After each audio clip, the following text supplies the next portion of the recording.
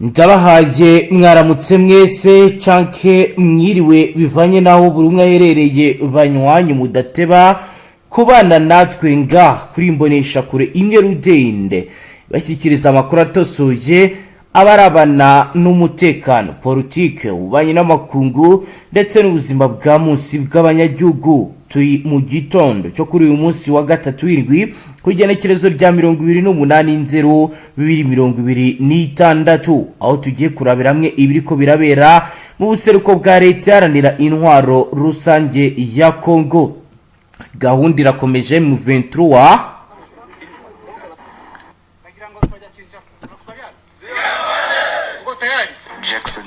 nuko zatangiye ni nuko kandi urugamba rukomeje kugenda ruhagarara. Turaza kubabwira ko M23 yahishuye ivyo yaganiriye na son excellence Felix Antoine Tshisekedi Chilombo nyuma yo gufata Bunagana. Turaza kureba uko bimeze.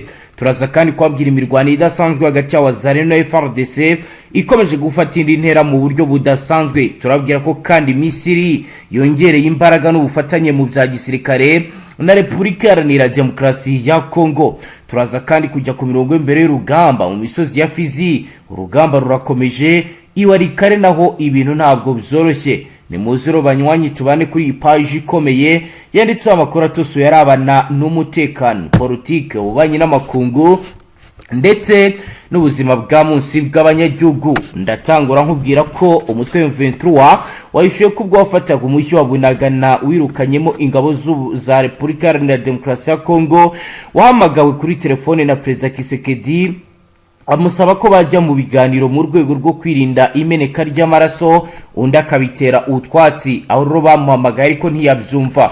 Mu kwezi kwa Kamena 2022 nibwo uyu umujyi wafashwe uherereye ku mupaka wa Kongo na Uganda.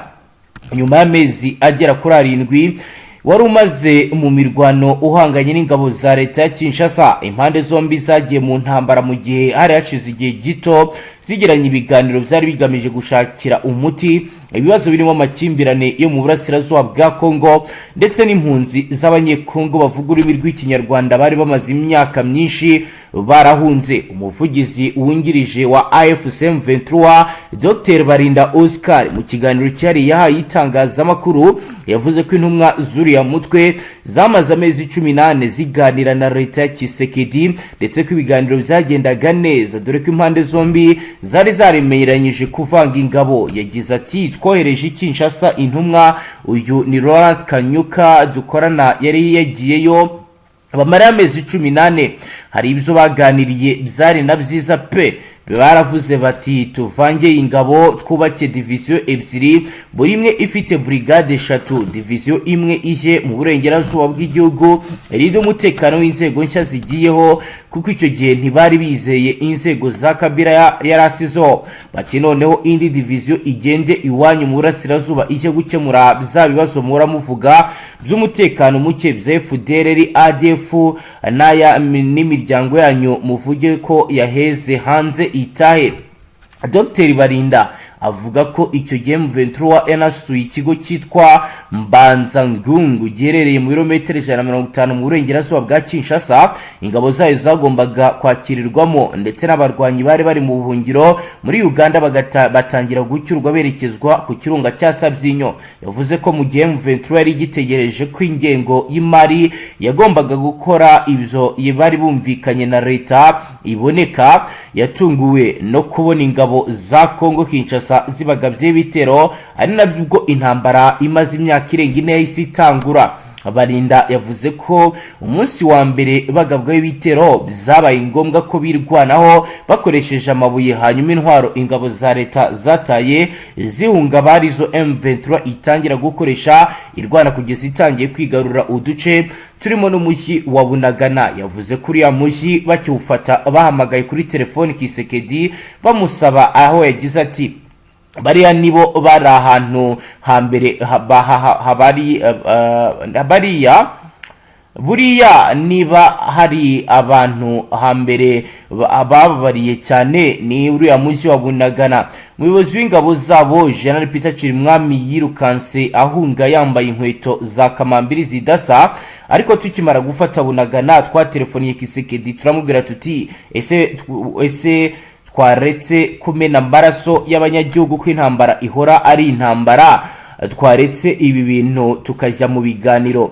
Yararahiye ati reka da, ati njyewe ngihumeka umwuka w'abazima ndi muzima nkiri na perezida ntabwo nzigera nicarana namwe.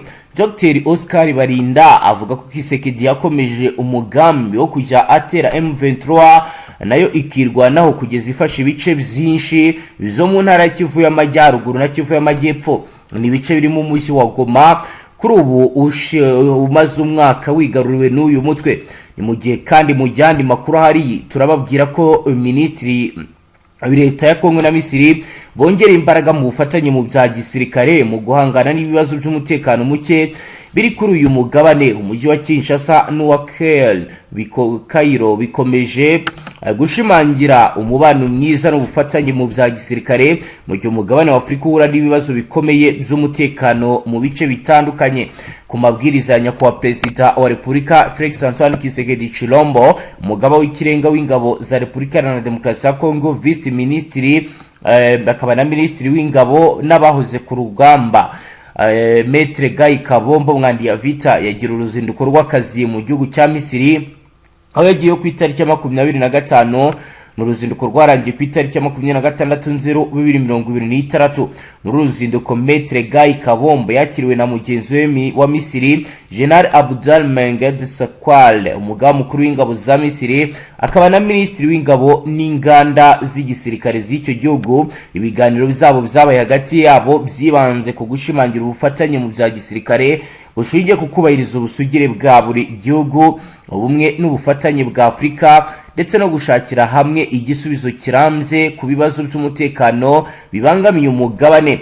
Muri urwo rwego rwo gusuzuma amahirwe yo guteza imbere ubwo bufatanye, Minisitiri w'ingabo wa Kongo yagiranye ibiganiro n'abayobozi batandukanye b'inganda za gisirikare za Misiri. Ibyo biganiro byibanze ku gushyigikira izamuka y'ubushobozi bw'ingabo za Fardc cyane cyane mu bijyanye n'ibikoresho, amahugurwa n'ubushobozi bwo kurinda igihugu. Ni ngombwa kumenya ko Repubulika ya Misiri izwi cyane mu kuvugurura no guteza imbere inganda zayo za gisirikare, ikabiza ku mwanya wa mbere mu bihugu bifite ingabo zikomeye muri Afrika kuko bigaragazwa na raporo ya Global Fire Power 2026. Abaminisitiri bombi bashimangiye ubushake bwo kubaka ubufatanye mu bya gisirikare burambye bugamije guteza imbere amahoro, umutekano, ituze mu karere no ku mugabane wa Afrika.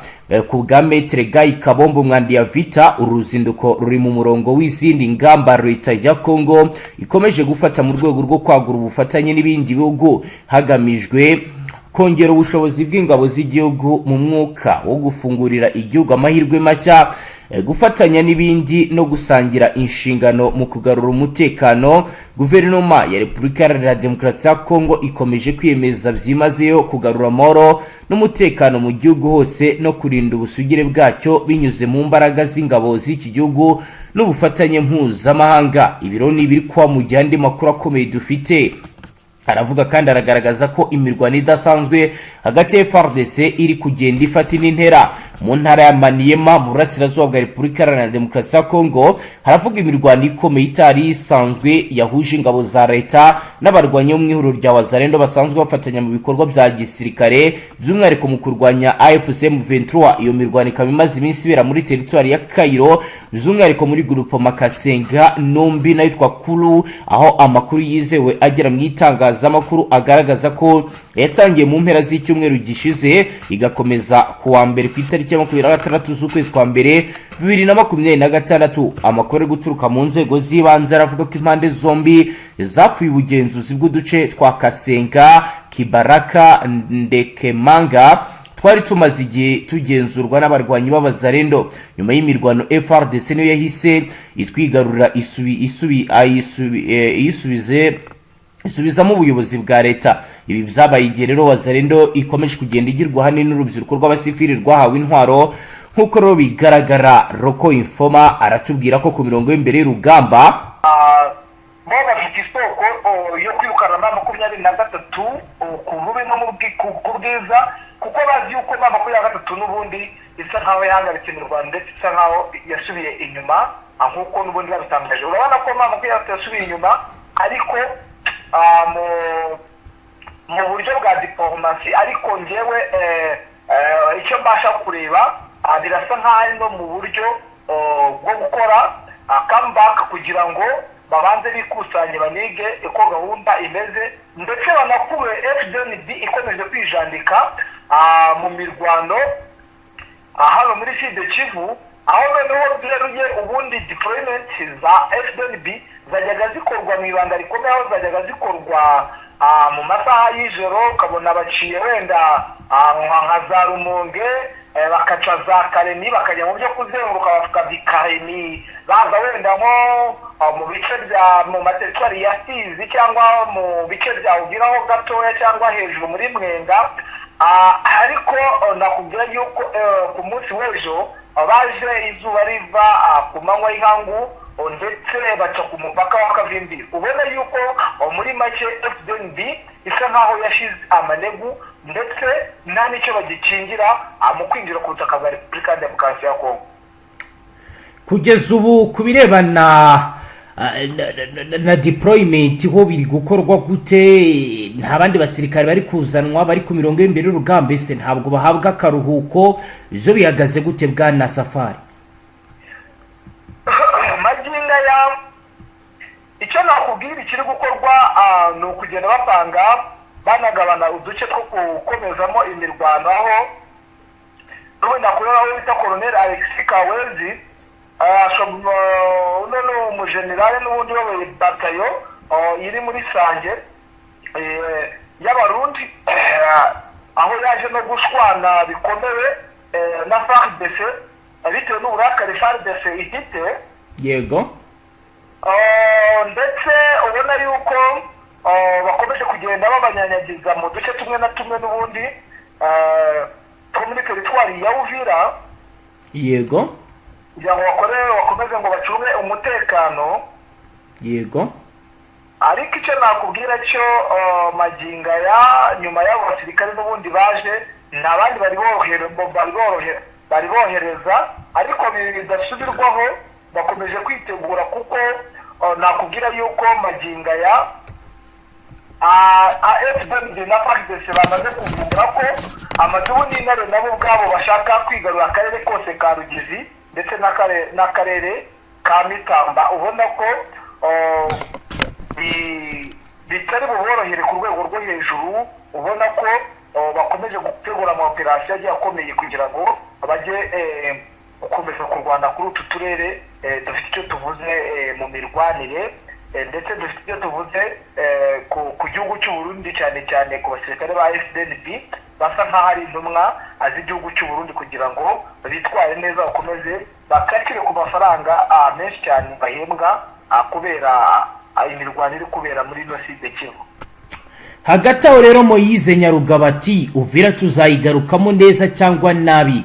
Ibirometre Moise Nyarugaba wahoze ari minisitiri w'ubukungu wa Repubulika Iharanira Demokarasi ya Kongo ndetse n'umusenateri yatangaje ko nubwo bizatinda cyangwa se bikagorana, igihe kizagera ingabo za AVIS zikongera kugaruka muri Uvira. Ibi yabivuze kuwa kabiri ku itariki ya 20 z'ukwezi kwa mbere 2026 ubwo yari ari kumwe n'itsinda ry'abayobozi ba AVIS mu ruzinduko rwo gusura abaturage b'abanyekongo mu bwoko bw'abanyamurenge bahunze Uvira bakisuganyiriza mu gace ka Kamanyora. Aba baturage babarirwa mu bihumbi bahisemo guhunga nyuma y'uko AVIS kw'ingabo zayo mu mujyi wa Uvira mu mpera z'icyumweru gishize. Icyo ni icyemezo cyakurikiwe n'uko Uvira, umujyi wa kabiri munini mu ntara Kivu y'Amajyepfo, wongeye kugenzurwa n'ingabo za leta ya Kongo Fardc zifatanyije n'imitwe yitwaje intwaro ya Wazalendo ndetse na FDLR. Abanyamurenge bahoze batuye muri Uvira bavuga ko guhunga bizabaye ngombwa mu rwego rwo gukorana rwo kurokora ubuzima bwabo nyuma y'uko Wazalendo itangiye kubahiga, isenya amazu yabo, isahura imitungo yabo. Abaganiriye n'itangazamakuru bo bagaragaje ko mu buhungiro barimo kunyura mu buzima bukomeye burimo kuburaho kuba, ibiribwa, ibikoresho by'ibanze ndetse n'ubuvuzi. Mu butumwa bwo kubahumuriza Maître Nyarugabo yababajije ko nubwo inzira ishobora kuba ndende kandi ikagorana gusubira muri Uvira ari ikintu kidashidikanywaho. Yagize ati uyu munsi kuba dushobora kuva mu minembwe tukagera ikiziba bizadusaba imbaraga nyinshi, byadutwaye amaraso n'ubuzima bw'abantu, ariko ubu birashoboka.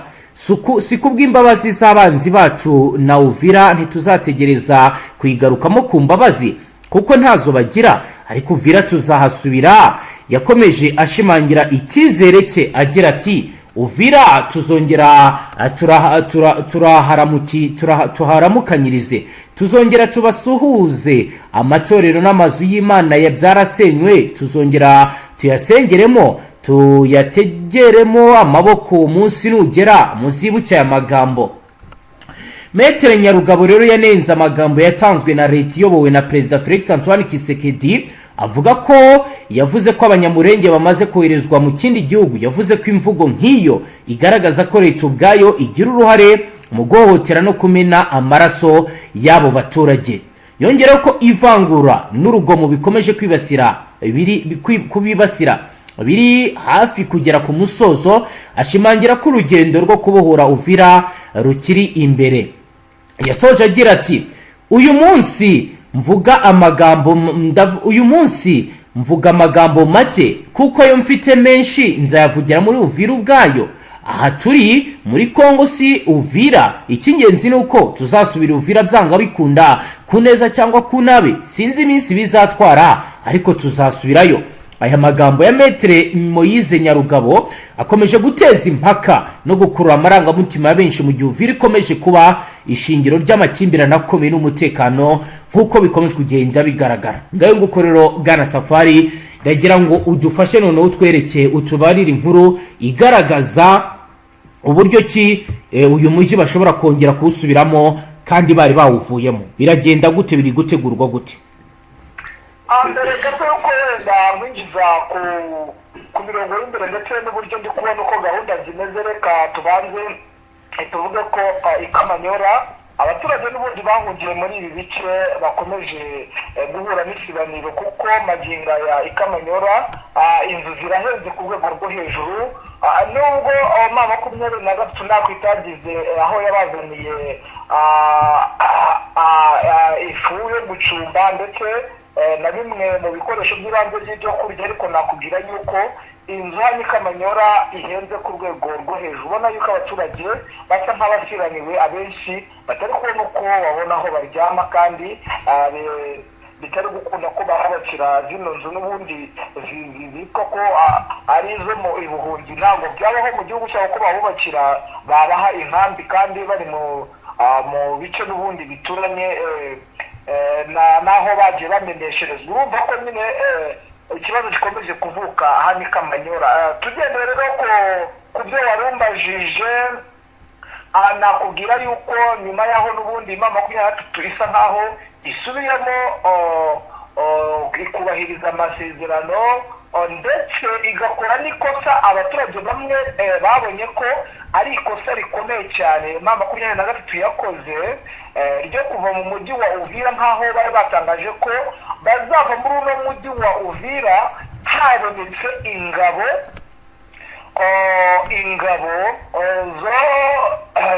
zidashobora zibogamiye ziza gucunga umutekano w'abaturage, bagasohokamo abo basirikare badafite babogamiye batari bageramo. Ni ikibazo gikomeye cyane, ndetse akaba n'umutego M23 yateze ihuriro rya Fardc ndetse n'ingabo z'u Burundi kugira ngo bereke amahanga ko n'ubundi impamvu barwana koko ni banashimangire ko icyo barwanira ari ugutabara abaturage, bitewe n'uko abenshi mu mahanga, abenshi mu batakurikirana gahunda ndetse n'ibikomeza kubera muri ibi bice byo muri Repubulika ya Demokarasi ya Kongo, cyane cyane muri Kivu y'Amajyepfo n'Amajyaruguru, yego, batemera ko n'ubundi abaturage bo mu bwoko bw'abanyamurenge ndetse n'abo mu bwoko bw'abatutsi bageranijwe, aho ubona yuko bakomeje kugenda bateshwa agaciro.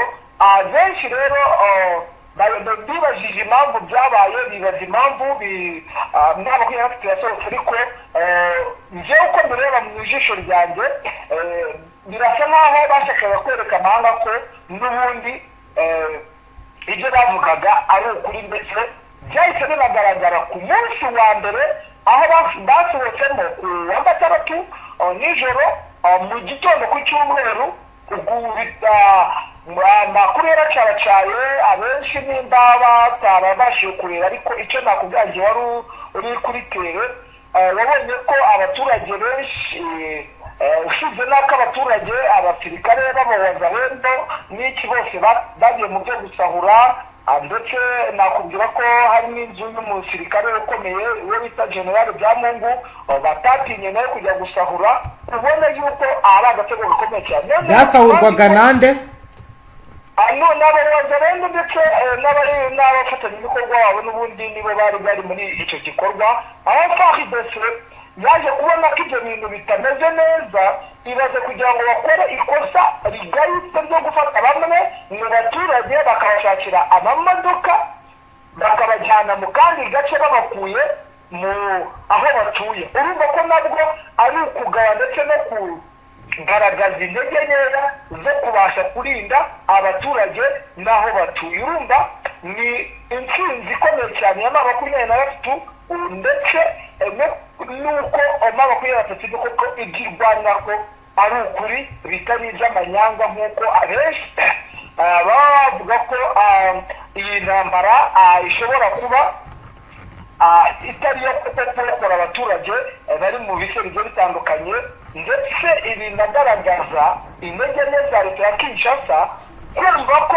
abasirikare n'ubundi icyo M23 yasabaga atari cyoroshye ku rwego rwo hejuru, kuba wenda bari mu nirengagize n'ibyo bapfa cyangwa n'amakimbirane bafitanye, bakarinda abaturage byibuze ukabona ko umujyi utuza, bamwe mu baturage ukabona ko batekanye.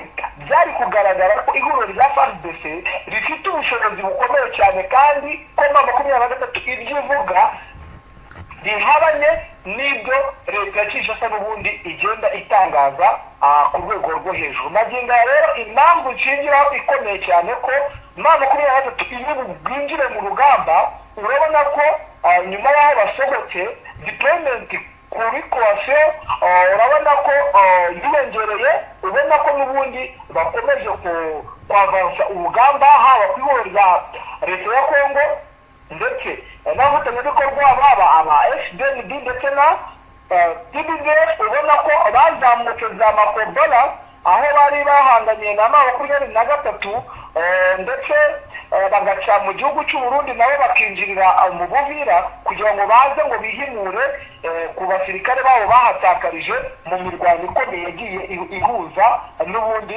aba bantu bari kurwana n'inyeshyamba za M23. Yego Bwana Safari, reka tugushimire cyane, dusoreze ngaha. Yego namwe reka tubashimire, namwe banywanyi mudateba kubana natwe ngaha kuri imbonesha kure imwe rudende ibashyikiriza amakuru atosoya abarabana n'umutekano, politike, ububanyi n'amakungu ndetse n'ubuzima bwa munsi bw'abanyagihugu. Turabashimiye cyane wo dukurikiye bwa mbere, ushonde sabone ntuzongere gucika ukundi n'amakuru ndetse n'ibiganiro tubashyikiriza ngaha. Hasta la vista.